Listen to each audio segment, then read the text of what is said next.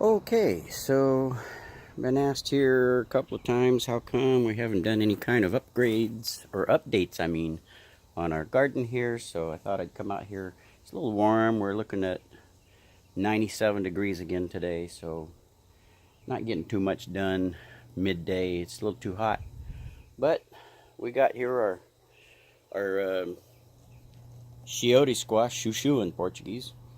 You can see from the leaves how the sun is just scorching it, cooking everything. We have our succulents going over here a little bit. There's Dashy, our little doggy. Anytime we're out here, he wants to be a part of it, but I can't cut him loose because he takes off running and doesn't come back. We have to chase him. So he's got to stay tied on his cable there so he can run up and down on that wheel and enjoy himself. So we have two of those chicote squashes. I'll back up here a little bit so you can see from the chicote squash over here and the one up there, they're both a little scorched from the sun, even though we try to keep the soil moist, but they just can't seem to take it. A little too much. Even the tent that I put over here, I call it the plant nursery,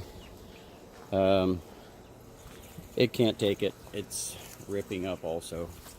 So the sun has just been cooking everything. We have some collards here, govies, and some baby squashes coming up, and peppers, and those are oh, I always forget what they're called. Something olives, groselha in Portuguese. And got some more tomatoes coming along here. Working on a few things here this morning, condensing up some of these pots, cleaning them up. The tomatoes are getting bigger and bigger as we speak, I guess. Still have some corn here. This morning I fixed up the end of this row here so that the dirt's not washing out. Of course, it was cool enough. And lined up these pots that were kind of following the incline of the land, so I fixed it so they're all sitting level. And that way they hold the water better when we water them. The deer keep coming over here and eating the tops off the plants. As you can see right here, they just eat the tops off with the flowers and what. But we got tomatoes coming, and right now they're pretty well harvested. We made a batch of homemade pickles with green tomatoes and onions and carrots. The carrots, you got to blanch them slightly or they stay kind of on the crunchy side.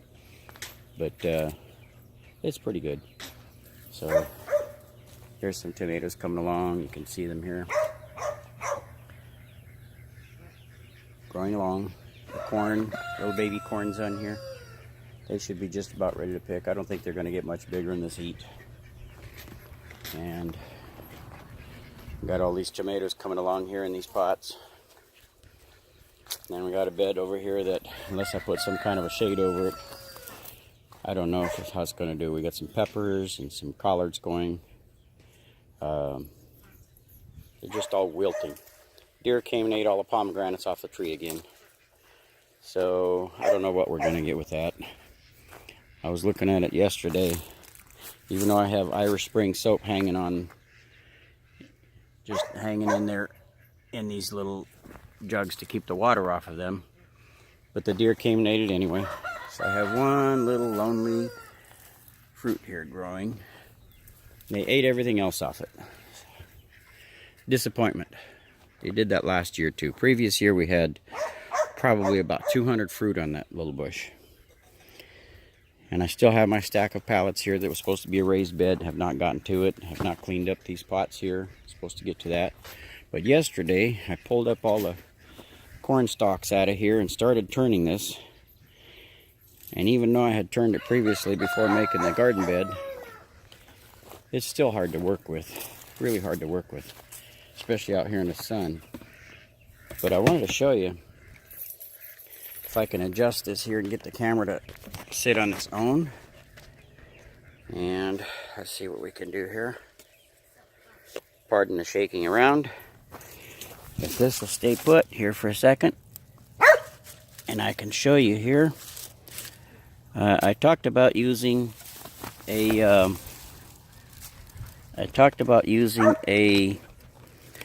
a pitchfork for turning the dirt instead of a shovel. So let's see if I got this here where you can see it. Now here's the pitchfork. It's a thicker one. It's not just a thin pitchfork. And I use that over here in the dirt like that, and it breaks it up easier than a shovel would. It also helps you pull the rocks out. So I'm not going to do a whole lot right now because it's real hot here. But that answers your question about the using the pitchfork and instead of a shovel. It's easier to work with. So I got to clean up some of this Bermuda grass that's over here and finish fixing the bed for whatever's going in here next. Well, we also have over here, down here, I haven't gotten to work with my compost lately, but we got all these squash that we planted here. And they're coming along quite nicely. You see I have a bathtub here that the ducks' bathtub, when they go swimming there, I change that out maybe twice a week in the warm weather. And it just runs down here. And these squash absolutely love that water from the ducks. And here's how much they love it. If I can find it here, I have a nice big, there's one squash right there if you can see it. There's another big one here somewhere. I seem to have lost it. We've got a bunch of baby ones coming. Over here, little squashes coming along. So we're going to have a bunch of butternut squash here real soon. But I put these on so we don't have to keep watering it out here every day. I hooked it up with a little bit of a tubing here. And so all I got to do is turn that on. And that tubing has a bunch of little, each hole has a bubbler in it.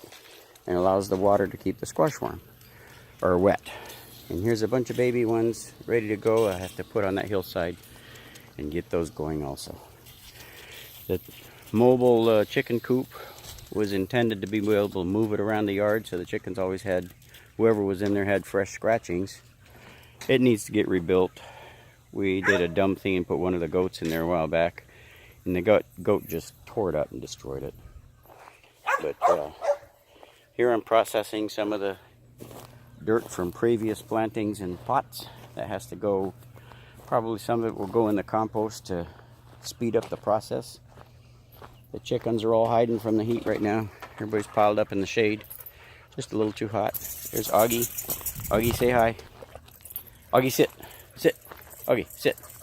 Good boy. Good boy. Stay. So one of these days I'll show you how Augie plays soccer. He's real good at it. Use the basketball, of course. So we expanded the chicken pens a little bit. Now we call it 1, 2, 3, 4, 5. So pen 5.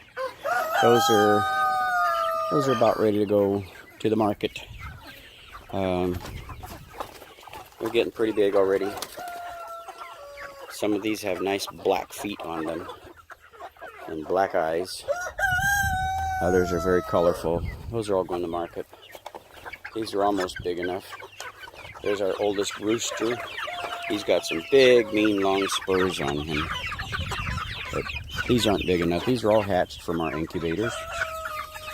Over here we have these red bourbon turkeys, they're called. So we've had them a couple of months now, and they're growing along nicely. Over here I keep these all closed in so they can't get out and other birds can't get in. This is going to be our eggs moving forward. These are the Orpington hens. Everybody's hot and thirsty. I guess I got to put them some fresh new water, nice cold water. And then we have our big turkeys. Look at the size of these boys. These guys are, we seem to have 3 males and 2 females. And they grew big real quick. We're not quite sure yet if we're gonna let them have eggs and hatch them, or if they're gonna become dinner table. Not sure yet. But they're so hot, they're fluffing their feathers out, trying to air out. But anyway, Our laying hens hang out up here. And I don't see any eggs in here right now. But we can just raise the lid to get to them. Or we can raise the lid on the lower one. Everybody's hiding out in the shade. Got a couple of broodies. They don't like being messed with. Hi, girlie. See, she got some eggs under her. That's the hen that's got the black feet. She's got almost greenish feathers. She's really pretty. And we got some hens here. They're got some eggs. All the ones that we marked are the ones that are hatching, but the other ones come and add their eggs to it. So we have a couple of eggs here ready to pull out. We don't want them hatching them. And let's see what we got here. Yeah, that one's not written on either. All right, come on back to your nest. Those rooster's getting a little feisty over here. Come on back. Come on back to your nest. Come on. There you go. All right, I'll leave you alone. It's got to get cleaned out. They can go up on the roosting there. Guess it must be a little cooler in there. They like hanging out in there. And then we have, let me put this lid down.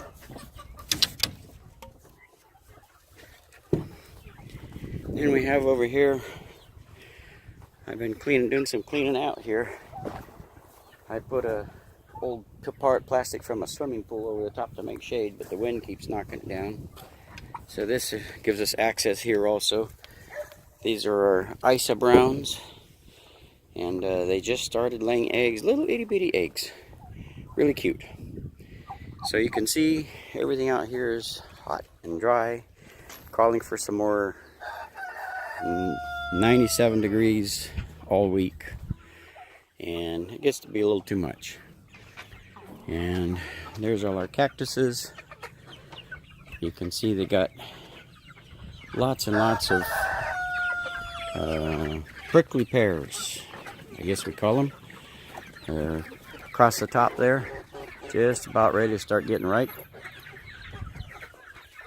Some people like them. I've not learned to appreciate them yet. But anyway, there's our update. It's too hot out here right now. I'm gonna go back in.